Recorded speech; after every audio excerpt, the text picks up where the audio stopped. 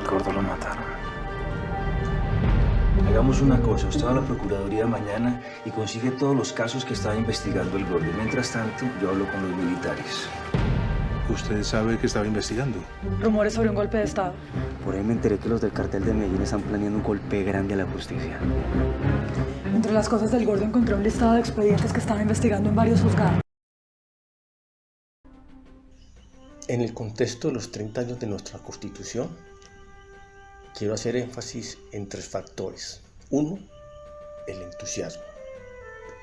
Un entusiasmo que está marcado por una antesala fuertemente violenta en los años 80. La toma del Palacio de Justicia por parte del M-19, el surgimiento del paramilitarismo, el narcotráfico con toda su fuerza vinculante con factores políticos. De alguna manera un proceso de paz, diremos así, exitoso con el M-19, el marcado por el secuestro de Álvaro Gómez Hurtado, un representante del Partido Conservador, y la 7ª papeleta. No obstante, el surgimiento de un cambio constitucional si es producto de un conflicto. Eso sería como una especie de entusiasmo que crea un cambio constitucional que se termina firmando en 1991 en el gobierno liberal de César Gaviria. Entonces eso sería un primer paso fundamental a lo que yo denomino un entusiasmo político, donde por fin se hace un vínculo a un concepto que era totalmente ajeno en la antigua Constitución, el Estado Social de Derecho.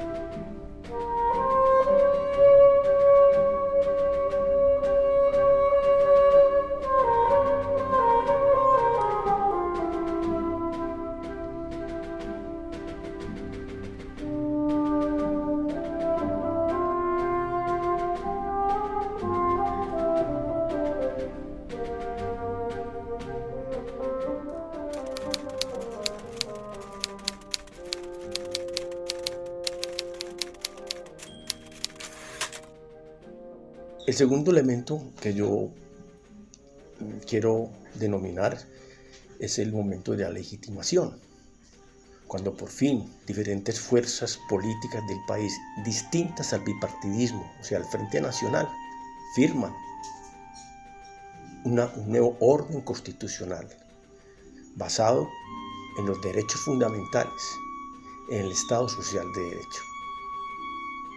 Eso obviamente se complementa en una especie de sueño y de dignidad que no se tenía seguramente en la anterior Constitución. Ese sueño dura muy poco, porque empieza de alguna manera la agresividad de los modelos neoliberales que empiezan a desarrollarse precisamente en el gobierno que firmó la Constitución en 1991, que es el gobierno de César Gaviria. Él es un firmante de los primeros tratados de libre comercio que empiezan a atentar contra los derechos fundamentales, que es la producción, la competencia y la economía interna. Ahí encontramos un desfase sumamente fuerte que empieza a caer ese entusiasmo generado a finales de los años 90, ese sueño incluyente de una constitución que no lo tenía en la Constitución de 1886.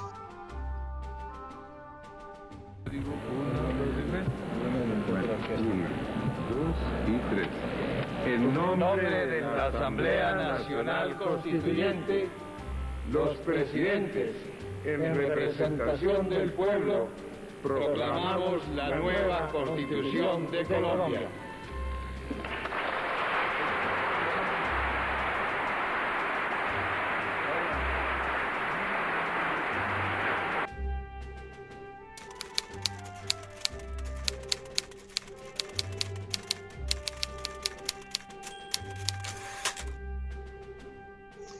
Y un tercer momento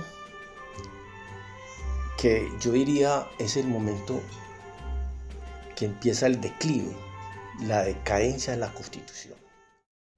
¿Usted ha visto una niña que vive en Miramar y que vende rosas? Las rosas. Yo he visto bien enamorada, pero ay, fue puta. Como lo quiero, lo puedo olvidar, sí, fue puta. Te la robaron, Abrite, maricona, que todo bien, ya perdiste. La reforma a la salud, la ley 100, la ley 50, donde se empieza a manejar la salud no como un derecho, sino como un negocio. Ahí empieza a ser mella, ruptura, el sueño constitucional del 91, donde los empresarios y no el Estado empiezan a jugar un papel determinante en el contexto de la economía del país para derrumbar uno de los derechos fundamentales, que es la salud, que ya deja de estar en manos del Estado, sino en manos de empresarios. O sea, se empieza a jugar en el elemento neoliberal. O sea, un primer factor sería el Tratado de Libre Comercio y la apertura de un modelo neoliberal. Ahí hay un declive. Luego aparece la Ley 30 de la educación, más todavía un derecho fundamental que es la educación, y empieza a convertirse en un negocio. Eso es un tercer elemento, un tercer factor que quiero destacar en esta Constitución. Pero no es la Constitución, sino son los vientos reformistas neoliberales. Y otro factor de mucha preocupación es precisamente la cantidad de reformas constitucionales que ha tenido nuestra Constitución. Bueno, mal contadas, por ahí 120. Increíble que una Constitución tan joven, 30 años, tengan tantas reformas constitucionales. Ni siquiera la norteamericana, que lleva más de siglo, enmarcando, que es el modelo liberal constitucional, de alguna manera, ¿cierto? Entonces, eso es un declive.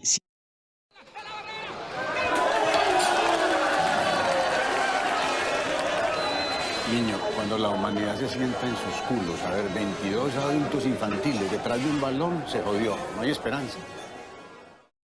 Sin embargo, no podemos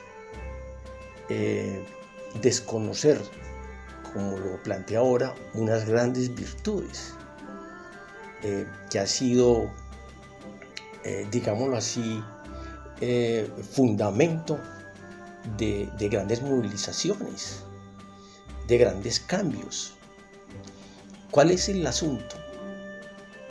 El asunto es que aún no hemos entendido la Constitución en su dimensión. Apenas con la crisis la estamos comprendiendo. Es que no da para más.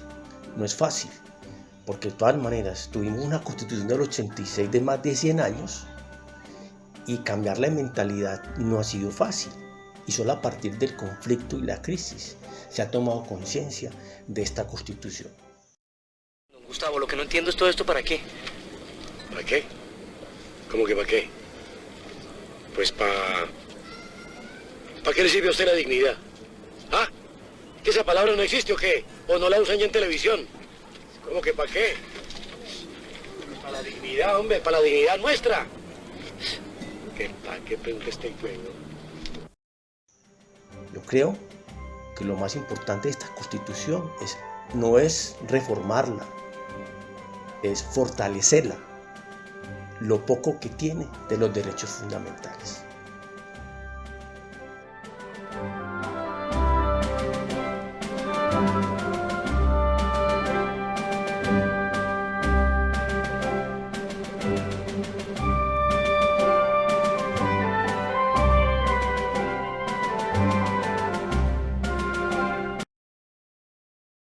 Jaime Garzón fue asesinado esta mañana.